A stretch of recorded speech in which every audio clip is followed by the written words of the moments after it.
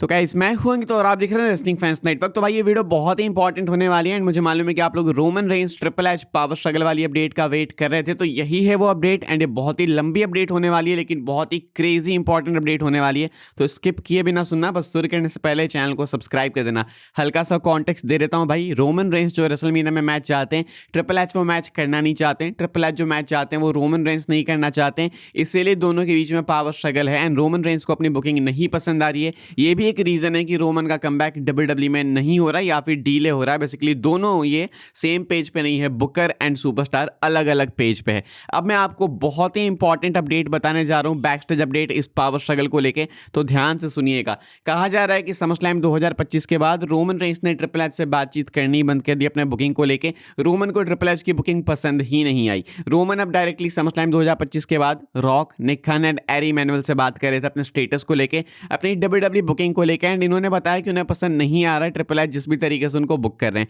तो Rock, Nick Khan and Ari Emanuel ने बोला कि ठीक है, हम इसको लेके बात करेंगे ट्रिपल एच से। तो इसके बाद क्या होता है कि अक्टूबर 2025 में, यानी ये बात आती है वॉर गेम्स से पहले, रोमन रेंज ने फिर से एंडेवर, टीकेओ एंड डब्ल्यूडब्ल्यू के हायर अप से बातचीत करी एंड इन्होंने बोला कि ये कोडी को फेस करना चाहते हैं रेसलमेनिया 42 में। ये अक्टूबर की बात बता रहा हूं मैं आपको। अक्टूबर में ही रोमन ने बोला एंडेवर, टीकेओ, डब्ल्यूडब्ल्यू को, सेम ही मतलब मान के चलो इन सारे हायर अप्स को बोला कि कोडी को ये फेस करना चाहते हैं रेसलमेनिया 42 में। रोमन रेंज ने बताया कि वो ट्रायलॉजी मैच चाहते हैं, एक तीसरा मैच बनता है, एक रीमैच बनता है, इसलिए भी क्योंकि रोमन रेंज दुनिया को डिफरेंस दिखाना चाहते हैं अपने एंड कोडी के बीच में। कोडी खुद को QB1 कहते हैं, तो शायद ये चीज रोमन को पसंद है नहीं। रोमन रेंज चाहते हैं कि फाइनली डिसाइड हो कि कंपनी का फेस है कौन। मतलब एक डिबेट है बहुत ही मैसिव फैंस के भी बीच में एंड डब्ल्यूडब्ल्यू में भी बैक स्टेज कि कंपनी का फेस कौन है, actual face of the company कौन है। रोमन को लगता है, रोमन की साइड को लगता है कि रोमन है, मतलब एंडेवर वालों को, टीकेओ वालों को लगता है कि रोमन है, लेकिन triple H, Bruce Pritchard and बाकियों को लगता है कि कोडी है। तो ये बहुत ही मैसिव डिबेट है, इसलिए रोमन रेंज इस डिबेट को एक बार एंड करना चाहते हैं रेसलमेनिया 42 में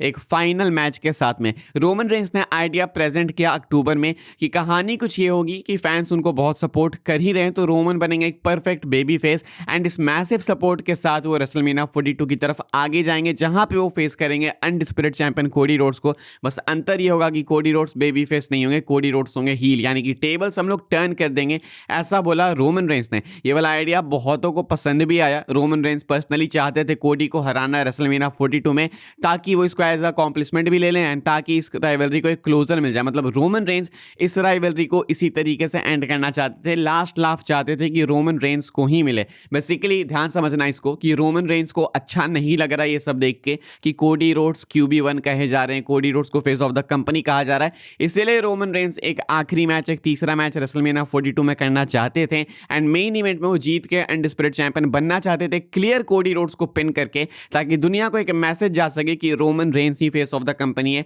एंड रोमन रेंज ही है जो कि कंपनी को अभी भी लीड करता है। इस तरीके से रोमन रेंज इस चैप्टर को, इस राइवलरी को क्लोज करना चाहते थे। ट्रिपल एच ने इस आइडिया के साथ में अग्री किया। एंडेवर, टीकेओ का ये जो आइडिया था कि रोमन रेंज को हम लोग बेबी फेस के तौर पे लेके जाएंगे एंड हील कोडी के अगेंस्ट लेके जाएंगे, तो ट्रिपल एच ने इस आइडिया को अप्रूव किया। ट्रिपल एच ने बोला ठीक है, परफेक्ट है। इसीलिए वॉर गेम्स में हमें वो स्टेयर डाउन देखने को मिला रोमन एंड कोडी के बीच में। आपने देखा होगा कोडी बिना मतलब के वहां पे रोमन के सामने आके धक्का मुक्की कर रहे थे। वो समझ नहीं आया था, वो इसलिए नहीं समझ आया था बिकॉज रोमन ने जो आइडिया पिच किया था हील कोडी का, वो एंडेवर एंड टीकेओ वालों ने ट्रिपल एच को बताया। ट्रिपल एच ने वो आइडिया वहां पे तो अप्रूव किया, इसलिए वो स्टेयर डाउन एंड वो हीटेड मोमेंट हमें देखने को मिला, जो कि कोडी के साइड से समझ नहीं आया बिकॉज कोडी रोड्स का हील टर्न वहां पे धीरे धीरे टीज किया जा रहा था। लेकिन रियलिटी तो ये है कि ट्रिपल एच चाहते नहीं है कि रोमन रेंज कोडी रोड्स को पिन करे क्लियर, वो भी स्पेशली रेसलमेनिया में, वो भी चैंपियन बनने के लिए। ट्रिपल एच चाहती नहीं है कि रोमन को टाइटल मिले, ये भी कहा जा रहा है, एंड कोडी को पिन करके बिल्कुल भी नहीं चाहते हैं कि रोमन को ये टाइटल मिले।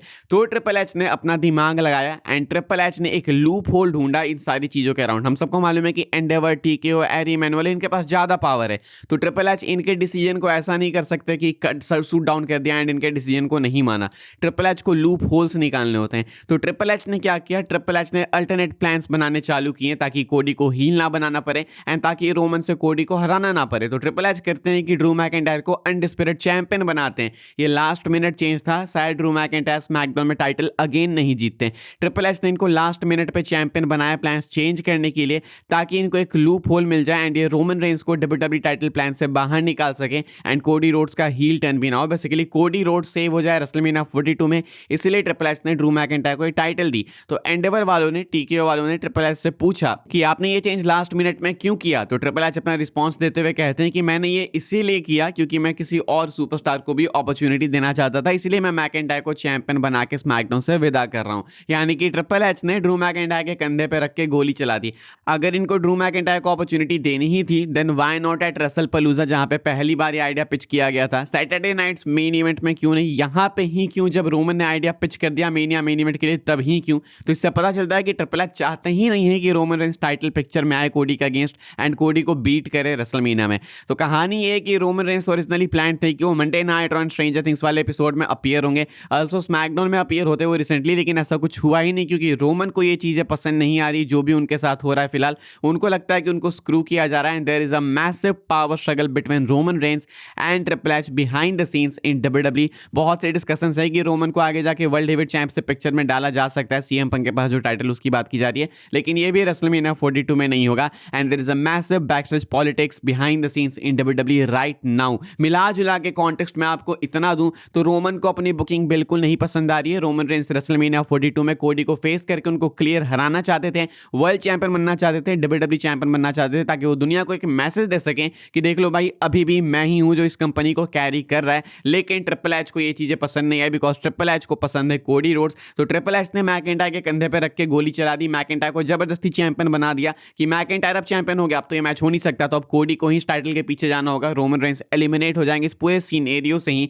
एंड टीकेओ एंडेवर वाले भी इस डिसीजन से काफी सॉक्ड हैं। तो ये है भाई कंप्लीट पावर स्ट्रगल की कहानी जो कि रोमन एंड ट्रिपल एच के बीच में फिलहाल चल रही है एंड ये बहुत ही लंबी अपडेट हो गई। आई नो इस पे एक प्रॉपर पर्टिकुलर वीडियो बन सकती है, मैं चाहूँ तो वीडियो को यहीं पे क्लोज कर सकता हूँ, लेकिन अपने पास कुछ और भी इंपॉर्टेंट अपडेट्स है उसको मैं मिस नहीं करना चाहता, अगले वीडियो के लिए स्किप नहीं करना चाहता, इसलिए हम लोग बात करते हैं भाई रॉक एंड रोमन रेंस की। हमारी अगली अपडेट है रॉक एंड रोमन को लेके। रॉक ने हिंट किया, एक मेजर हिंट दिया है कि वो रोमन को फेस करने वाले हैं रेसलमेनिया 43 में। बहुत टाइम से मैच टाला जा रहा है भाई, बहुत ज़्यादा टाइम हो गया, अब टाइम आ चुका है कि इनका मैच हो। तो रॉक अभी रिसेंटली एक इंटरव्यू में आए थे एंड इनसे पूछा गया, क्वेश्चन करा गया कि रेसलमेनिया 43 के लिए वो कैसे डिस्कशंस में, जो कि सऊदी से होने वाली है।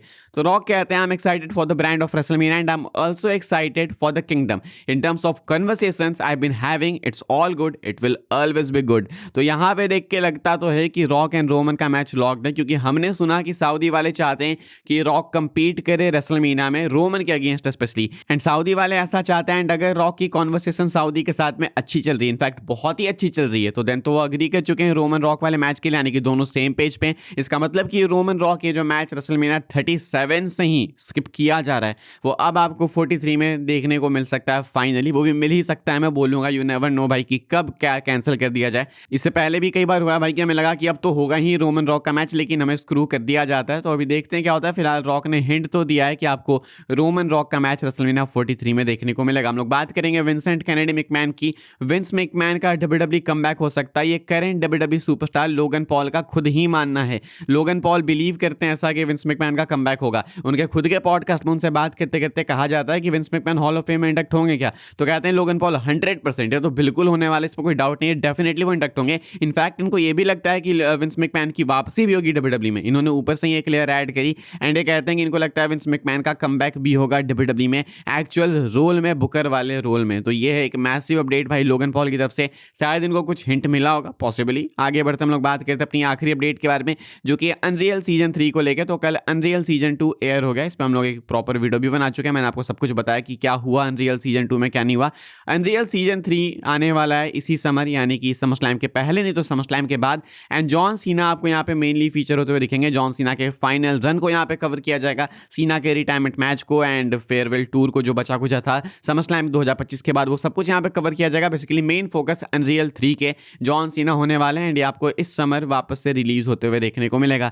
फिलहाल भाई इस वाली वीडियो के लिए ये सारी अपडेट्स थी। एक बात मैं और बोलना चाहता हूँ वो Roman Reigns and triple H वाले टॉपिक पे, कि ये पहली बार नहीं है कि ट्रिपल एच एक लूप होल ढूंढ रहे हैं रोमन रेंस को स्क्रू करने का रेसलमेनिया में। हमने पहले भी देखा है कि रेसलमेनिया 40 में रोमन रॉक का मैच होने वाला था, लेकिन ट्रिपल एच ने सब कुछ स्क्रू कर दिया। कोडी का जीतना तो प्लान था, लेकिन वो एम करने वाले थे रोमन पे नहीं बल्कि सेथ रॉलिंस पे। लेकिन कोडी ने किस पे एम किया? कोडी ने एम किया रोमन रेंस पे, जो कि ट्रिपल एच का आइडिया था बिल्कुल लास्ट मोमेंट में, ताकि एक एंगल ऐसा क्रिएट हो सके जो कि जबरदस्ती कोडी कॉडी को टाइटल पिक्चर में डाले ही रेसलमेनिया 40 में, इसलिए रोमन रॉक का मैच नहीं हुआ एंड वहाँ पे स्क्रू किया गया। एंड अभी जब रोमन को अपना रीमैच चाहिए तो ट्रिपल एच रीमैच देने को भी तैयार नहीं है। This is so pathetic man. Let me know your thoughts in the comment section भाई। क्या आप लोग चाहते हो कि इसके ऊपर एक टैग टीम टॉक डाउन का एपिसोड बने? मुझे कमेंट करके बताना। अगर आप चाहते हो तो इस वाले टाइम स्टैम्प को कमेंट करके बोलो कि हाँ चाहिए या फिर नहीं, देन वी विल कंसिडर कि बनाना है या फिर नहीं। लेकिन फिलहाल अभी के लिए तो ये इसके ऊपर आप अपने थॉट्स बताना। वीडियो आपको पसंद है तो वीडियो को लाइक कीजिएगा, शेयर कीजिएगा एंड सब्सक्राइब कीजिएगा चैनल को। मिलूंगा मैं आपसे अगले वीडियो में जल्दी ही, तब तक के लिए goodbye, thanks for watching.